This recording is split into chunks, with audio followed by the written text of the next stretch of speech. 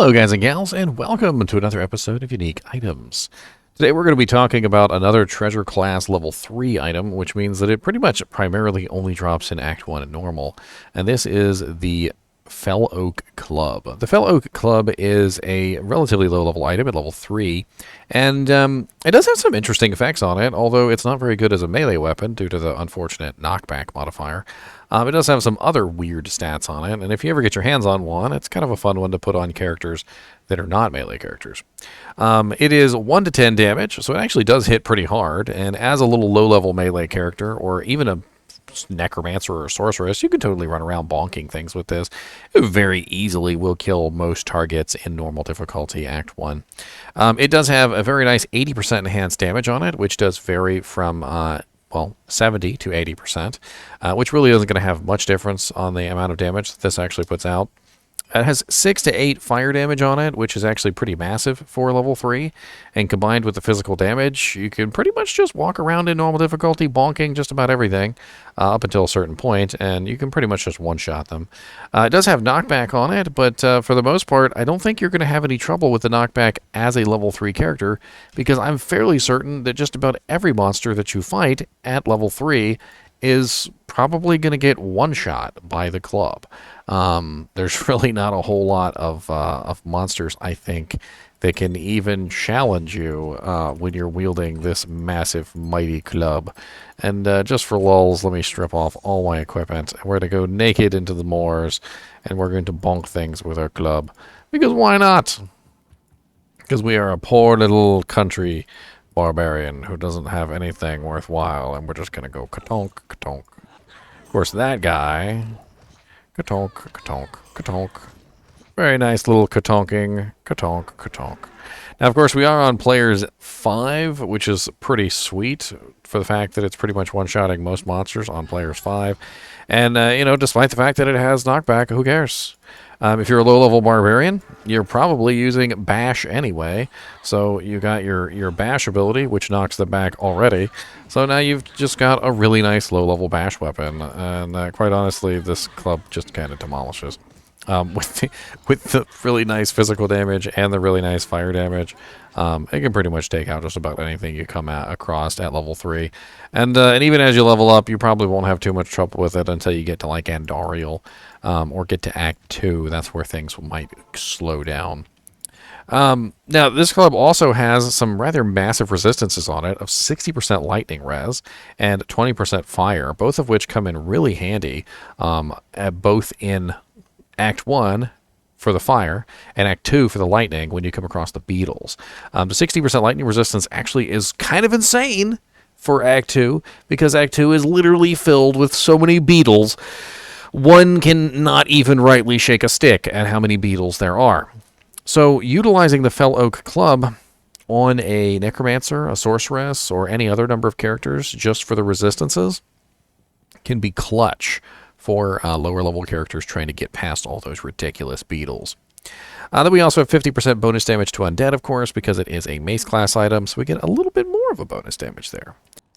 Now, of course, you can also find this item in the Ethereal form, and the Ethereal form does have higher damage, and you could theoretically utilize this throughout normal difficulty Act 1. It probably wouldn't even break until you left Act 1, but to be honest with you, you'd probably want to hang on to it because it has that nice 60% lightning res and the 20% fire, which can come in super handy on just about any character, just to kind of help you pull through particular zones. So instead of, using it until it breaks, just hang on to it, use it for the resistances, and then, maybe hand it down to another low-level character so they can use it for resistances. That's really what these low-level uniques are for, is for low-level characters.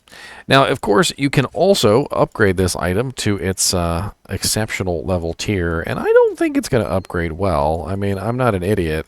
It doesn't look like it's going to upgrade well, and everything in my mind is telling me that it's not. But to upgrade it, you're going to need a Ral Rune, a Soul Rune, and a Perfect Emerald, and that will get you to Tier 2. And we're going to go ahead and do that real quick, and we're going to play around with it. So we're going to go from the Fel Oak Club, 1 to 10 damage, no requirements, level 3, fast attack speed, to The Fel Oak Cudgel, 10 to 37, level 23, 25 strength requirement, and not bad. Quite honestly, not a bad little upgrade for level 23. I mean, it could definitely be a lot higher in damage, and I do feel like the knockback kind of ruins it, but I mean, the upgrade isn't terrible.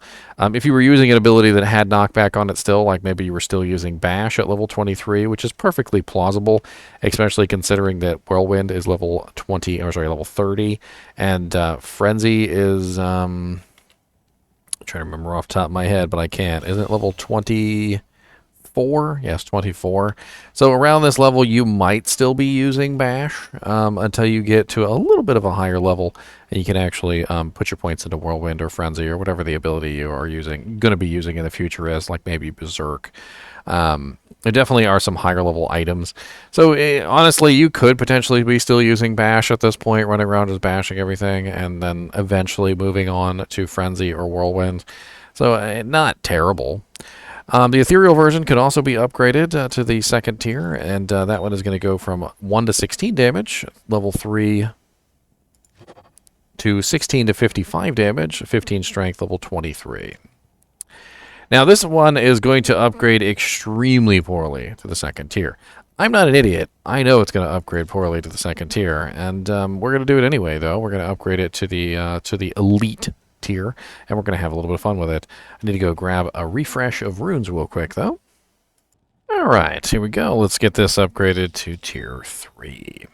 So Fel Oak Cudgel is going to go from the 10 to 37 damage, 25 strength, level 23, to the Fel Oak Truncheon, 63 to 77 damage, 43 dex, 88 strength, and level 51. As you can see, not really a good upgrade to tier 3. The Ethereal version is going to go from the Fel Oak Cudgel 16 to 55, 15 strength, level 23, to the 93 to 115, 33 dex, level 78 strength, level 51. And of course, if you actually wanted to utilize the beautiful club in the Ethereal form, you would need to put a Zod rune in it, which is going to raise the level requirement to 81, which is kind of insane. Obviously, not something you would ever do before, but there you go. A Zodded Ethereal Fel Oak Truncheon just for you guys and gals out there in the world of Diablo. If you have never seen it before, because you never would have seen it before, except for here on my channel. This particular item is an item class level 3 item, so it doesn't drop pretty much anywhere except for normal. Act 1. Let's actually go take a look at Silo's Pen, and let's see where we'd have to go to try and get our hands on this if we wanted to find one for ourselves. You may have never actually found one, because quite honestly, they're kind of hard to come by.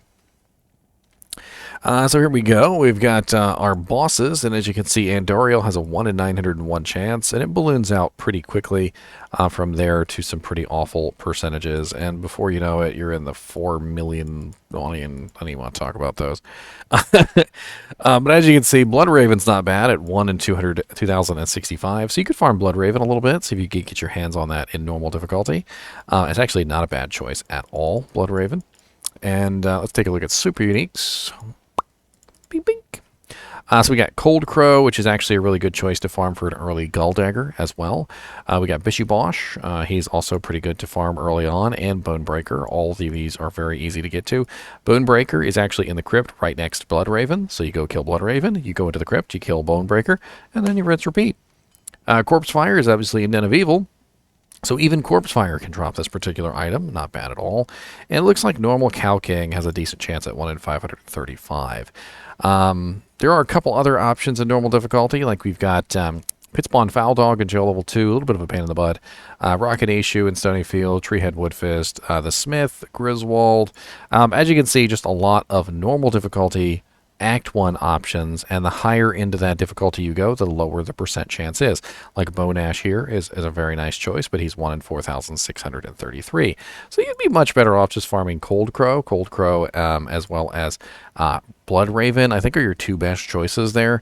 Cold Crow is in the Cave Level 1, and she's always there. She's a super unique, and she has a pretty good probability of dropping a lot of the low-level TC Class 3 uniques. Your best bet, honestly, if you want to try and farm this or twink it for somebody, is just get a high-level character with lots of magic find.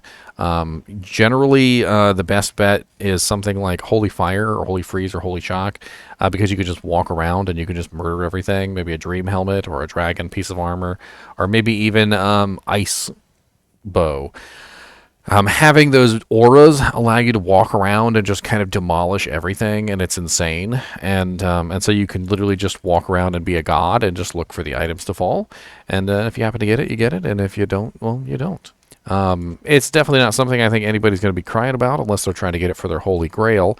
And it's definitely nice, though. That 60% lightning resistance will come in really handy in Act 2 as you swim through the sea of beetles that is Act 2. So many beetles. I mean, 60% will effectively protect you from pretty much all of the beetles for the entirety of that act. And you could also hang on to it for the odd occasion that you might need it while you're in Act 4 versus the gloams, or maybe you're in Act 3 versus the gloams. You know, there are some lightning monsters here and there, like even in Act 5 and whatnot, which can be a pain in the butt. And having an item like this that you can just very easily just slap on for 60% easy lightning resistance, certainly not terrible. As always, I do appreciate you guys and gals watching my videos, even when we are felling oaks. And as always, keep watching.